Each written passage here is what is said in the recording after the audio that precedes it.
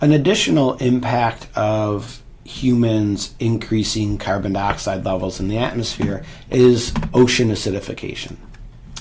And the ocean is naturally basic. It has a pH under normal conditions of above 8.1 or so.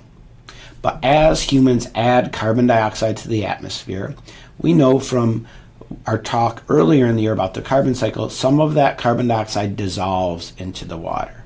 And so that results in a chemical reaction that impacts aquatic organisms. So that atmospheric carbon dioxide, you can see in this model, as it dissolves in the water, it reacts with water, and that forms carbonic acid. Okay? And that carbonic acid then, after it forms, dissociates into free hydrogen ions and a bicarbonate ion.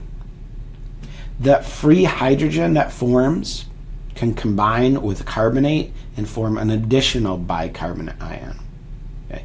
And the problem with this is that organisms living in the oceans that use calcium to build their exoskeletons, like mollusks, like clams and oysters and so forth, or organisms that use that calcium to build their internal skeletons, they use carbonate to do that.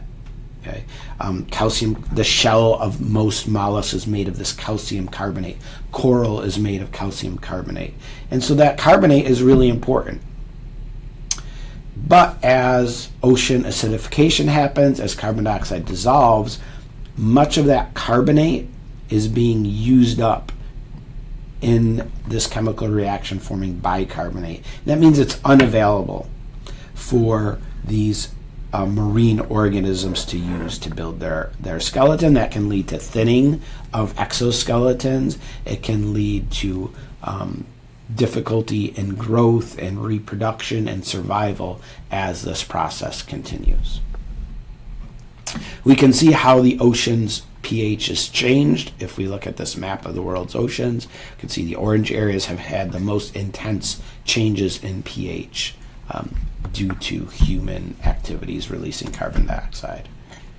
We can also see here a graph showing that. We can see atmospheric carbon dioxide concentrations. This graph is a little bit out of date.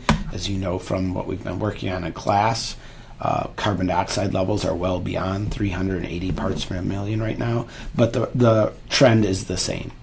And what we see is as atmospheric carbon dioxide levels have increased, ocean pH has decreased and has dipped on average probably below 8.1 at this point.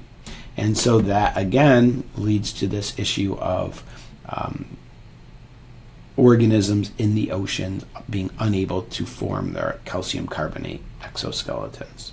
And we can see that shown here. This is some photos of the shells of organisms. This is under a pH of 7.8, which is not where we are now, but this shows sort of predictions as to if ocean pH continues to decrease significantly in the next several decades, then things can get even worse.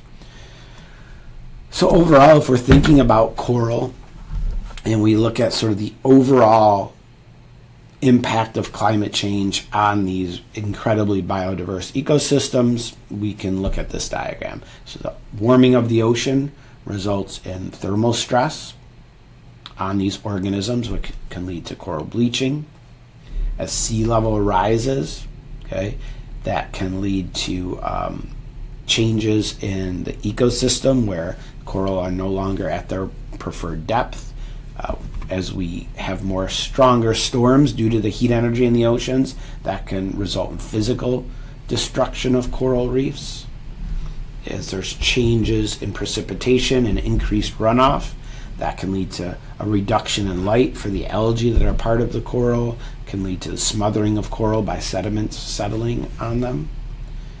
Changes to ocean currents alter the movement of food molecules as upwelling changes and as these large-scale ocean currents are altered.